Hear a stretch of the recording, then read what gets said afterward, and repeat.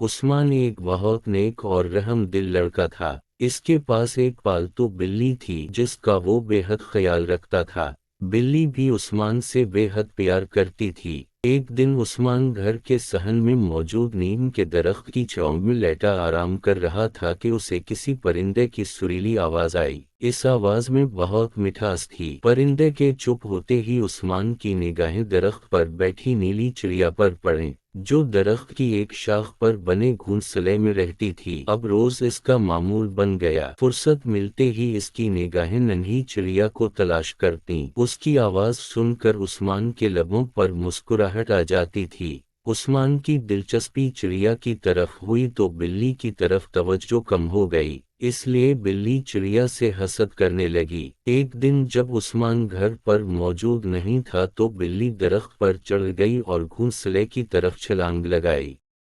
نیلی چڑیا بلی کا نوالا بن گئی۔ چھلانگ لگانے کے نتیجے میں بلی کے ساتھ ساتھ گھونسلہ بھی زمین پر آ گرا۔